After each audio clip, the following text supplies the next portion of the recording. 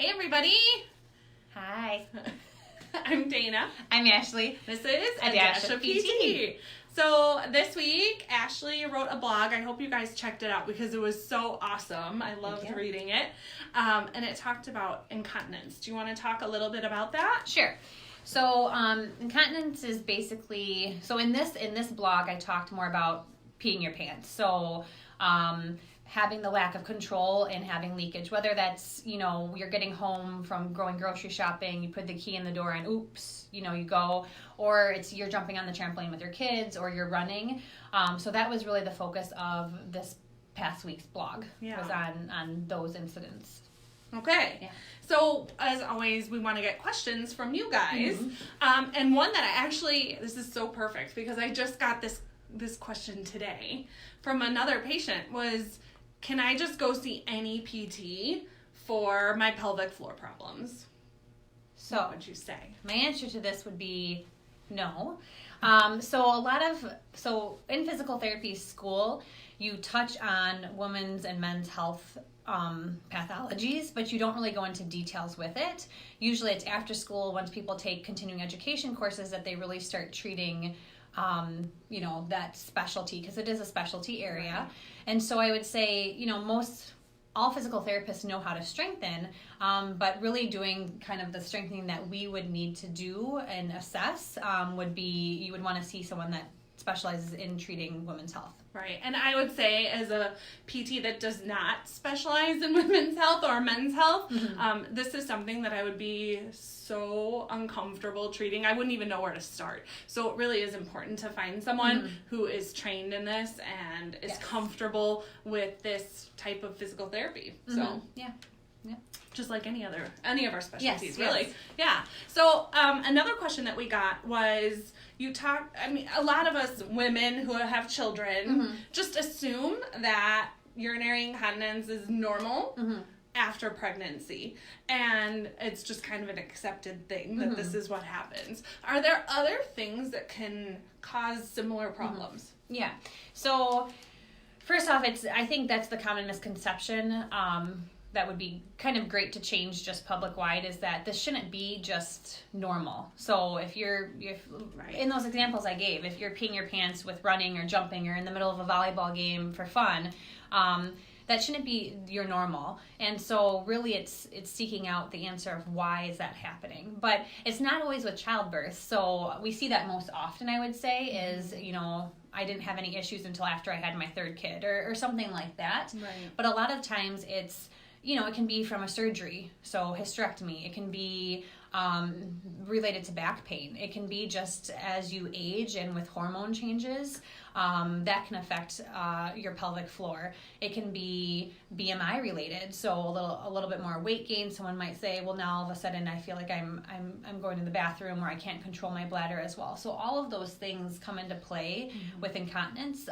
Would I say it's more common with and after pregnancy? Yes, but there's many other factors that come into play, and treating individuals that have incontinence, I want to dig and find out that whole past history to get a good picture of what could be causing the incontinence. Right. So it's not always just a straightforward answer. Sometimes it's a combination of a few things. Sure. And I really like that you stressed that it's not normal. No matter what the cause is, mm-hmm. it's a symptom of a problem mm-hmm. that we would see just like any other problem that we see in the clinic. And there's things that can be done for it, but we shouldn't accept that as, well, this is just the way it's going to be now. So I think that's great. Yeah. All right, you ready for the next question? Yes. Okay, this is a big one. Okay. So in your blog, you talk about how important it is to stay hydrated. And I think so many people are not hydrated properly. So mm-hmm. this is kind of a global problem with everybody that we see. But we stressed to them, and you stressed in your blog mm-hmm. about how important it is to up your fluid intake, up your water intake, mm-hmm. and gave the specific recommendations for that. Now, why would someone who's having trouble controlling their bladder mm-hmm. function want to up their fluids? And I think a lot of people kind of stay away from that mm-hmm. Because they think that if they stay hydrated, they're going to have more problems. Yes. So in general, as physical therapists, I think with most patients, we always ask, are you getting enough water? Are you getting enough fluid? And it's a lot because it helps with growth and recovery. It helps with cellular function. It helps with things like that brain fog, mental clarity. And so fluid intake in general is something that I talk to with all of my patients, but especially with ones that I'm treating for women's health, because a lot of times people with incontinence will start restricting their fluid and won't drink as much because they're having this incontinence. Well, now they're not getting enough fluid, so now you have two problems. You have this incontinence, which you aren't curing the problem by not drinking as much. You're just, putting a Band-Aid on it, and actually probably making the problem a little worse because you're training your bladder in a different way. And so I like to educate on really what the gold standard should be for fluid intake, which is half your body weight in ounces of liquid per day, with 60% of it being water. So coffee, tea, those aren't counted towards that 60%. A glass of wine at the end of the day. Yeah, so those are all counted towards the liquid, but really you want 60% of your liquid each day to be actual water. And so I just make that part of kind of that education piece, because a lot of times we do see people really restricting their fluid intake because they're afraid of using public restrooms, or they're afraid of, having an accident in public. Mm-hmm. And so we're going to work on all of that, but you also still need to make sure you're hydrated. Yeah. So, yeah. Okay. That's great. And I think that's good for everybody. Yeah. Really.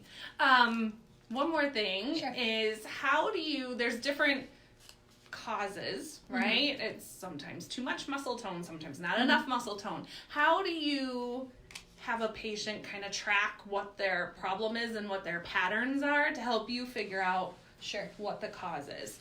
So at home, I'll give a lot of patients like a bladder diary. So basically you're tracking for 2 to 3 days what you're eating, what you're drinking, when you're going to the bathroom, and what the urge is. So say you get up in the morning, you're like, oh my gosh, I really have to go.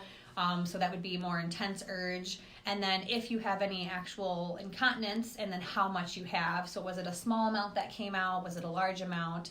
And so this gives such a nice snapshot of if there's any behavioral things that we can modify. So for example, there's bladder irritants, things that will irritate the bladder lining that can cause incontinence to be worse. And some of those are our favorite things. So wine, chocolate, always. Some of those delicious things that can also cause incontinence. So if I see a patient and they're waking up 2-3 times at night to go to the bathroom, but they're having no water, but before bed they're having maybe a small glass of water, wine, and chocolate, and they had tea after dinner, well, that could be something that we need to modify because they're having a lot of bladder irritants right before they're going to bed. Sure. And so the bladder diary gives a nice snapshot, and then that, along with my exam, kind of gives me the big picture of what we need to address.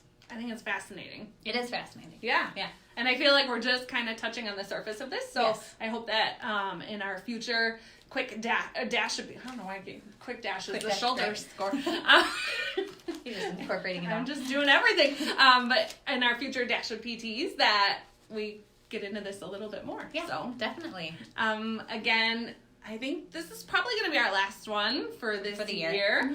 Mm-hmm.